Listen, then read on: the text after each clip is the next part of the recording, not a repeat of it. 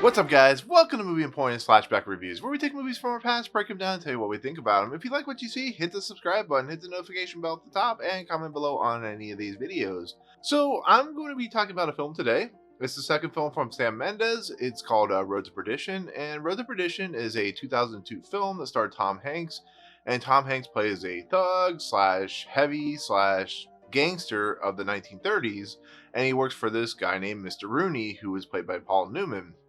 Well, during the beginning of the film, during the wake of a character who's played by Ciarán Hinds freaks out, and they are Tom Hanks and the character that's played by Daniel Craig go and talk to him, but instead of talking to him, they end up murdering him because they think he's a legit problem, blah blah blah, so on and so forth. And in the process, Michael Sullivan, who is Tom Hanks, his son, who's played by Tyler Hoechlin, he sees this happen. And when he kind of tries to walk away from it or run away from it, Michael Sullivan sees his son and realizes, oh crap, his son saw what happened, but he has to have his son promise to never say anything. Well, this leads into a problem because the son is innocent. The son doesn't know what his father does.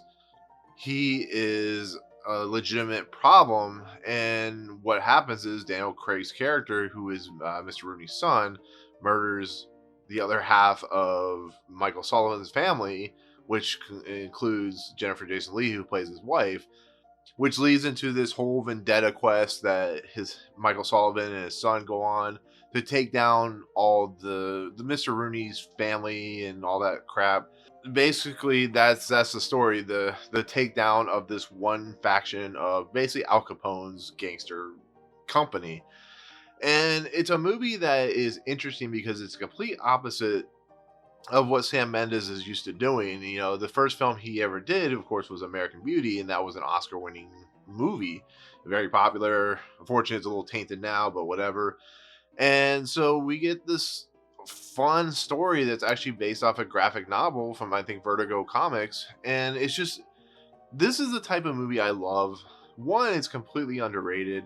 It doesn't get a lot of love. I mean, it gets more love now than it did when it came out.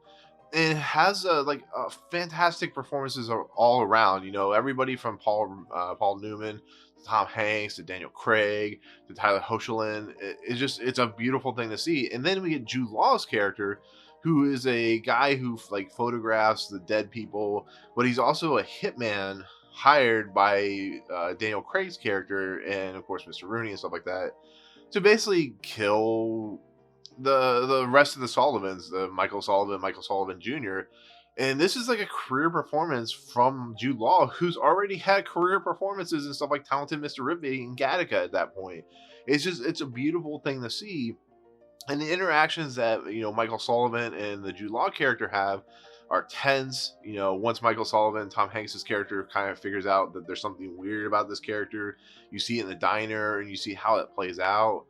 It's incredibly tense, incredibly just you feel like your muscles like clenching up and whatnot. And then you get like the segment where they go and visit Frank Nitti, who is played by Stanley Tucci, and he basically tells Michael Sullivan, if you do this, if you take down Mr. Rooney's son, if you take down Mr. Rooney, we won't protect you anymore. And Frank Nitti was a very big person in the Al Capone outfit. He was very influential and an important character.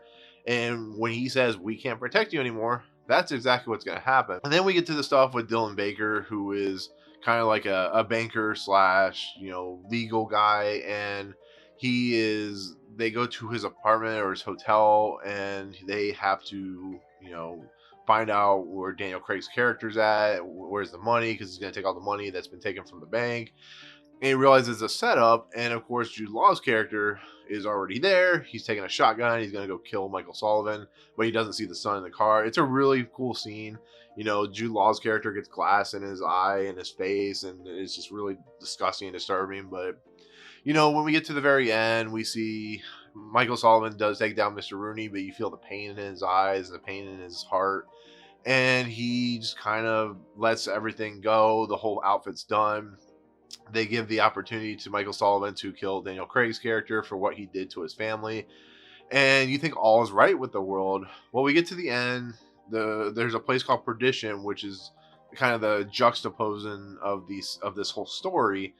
And they go to this place. That's where his sister, Michael Sullivan's sister, lives, but she's not there, but the dog's there. And Jude Law, who we think is out of the picture, actually is hiding. There's a really cool shot where Michael Sullivan goes in the house to look for his sister.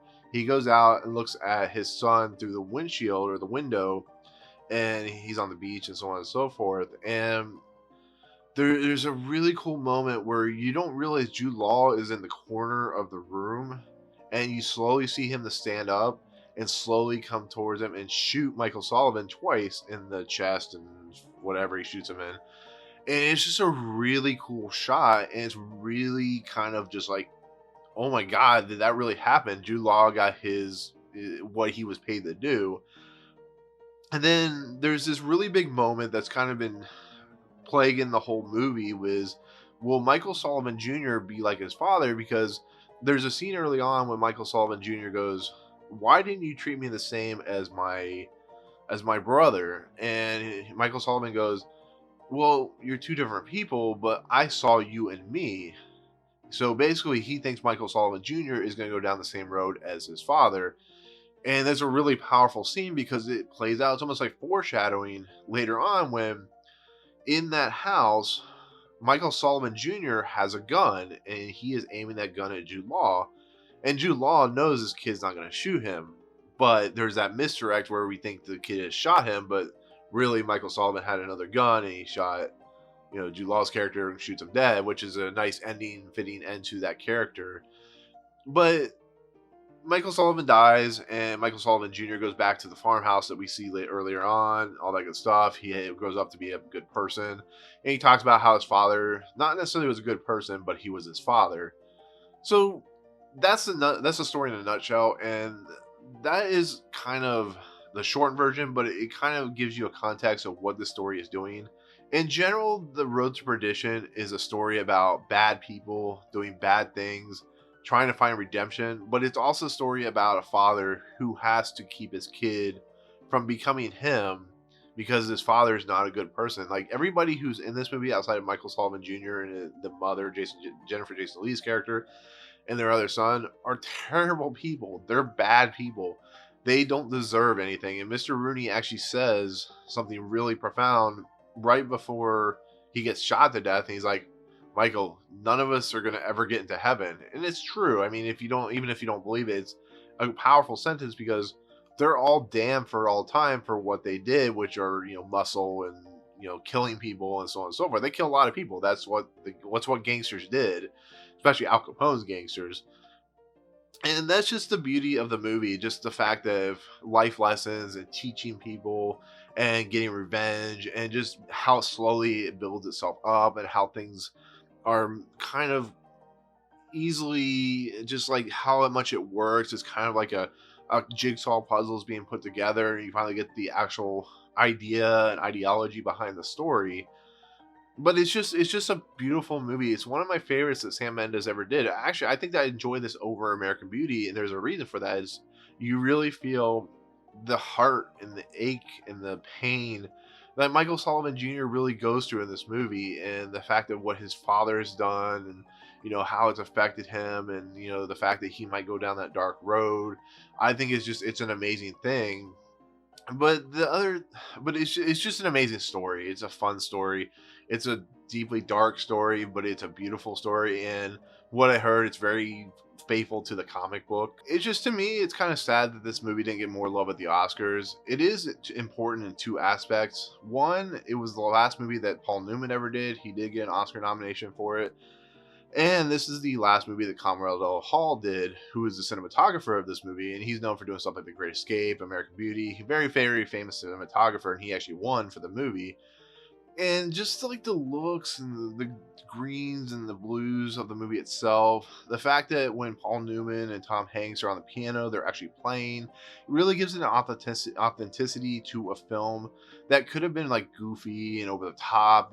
Gangster movies and Al Capone movies can be really goofy at times and really kind of weird and stupid, but there are movies like Untouchables and so on and so forth that do give us a kind of respect, a kind of an interesting take on the gangster genre. But the fact that Sam Mendes really crafted this world that really feels special.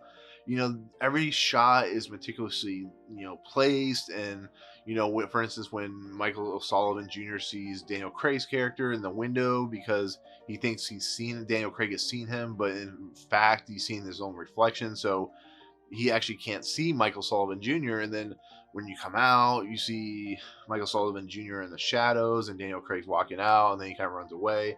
It's stuff like that. It's stuff like, you know, purposely placing people in interesting locations and interesting areas that you can kind of create cool shots and cool imagery that it's stuff you could almost see in a graphic novel in a way. And that's what makes this movie special.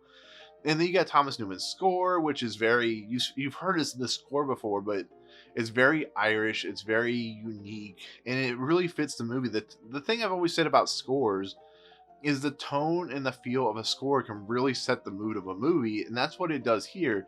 It gives that underlying darkness to it, but it also gives this really cool, really unique, really fun, vibrant scene to it that only Thomas Newman can do a lot of times. James Horner and so on and so forth. They have this weird way of kinetic music making that just can't be understated. But yeah, like I said, it's a movie that has a lot of heart. It has a lot of great chemistry.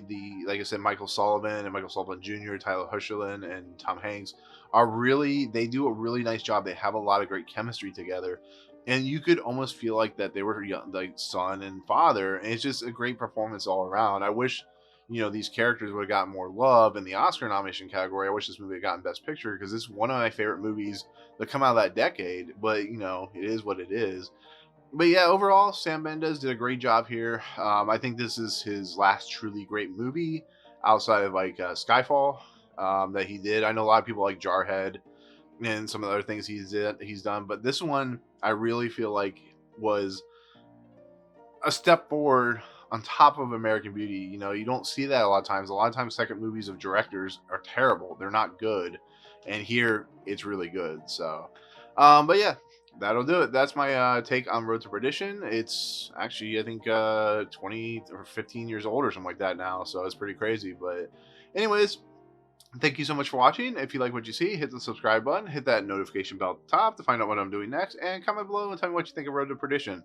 Do you like it as much as I do? Do you not like it? That's fine. Tell me in the comments below. But otherwise, we'll see you guys later. Peace out.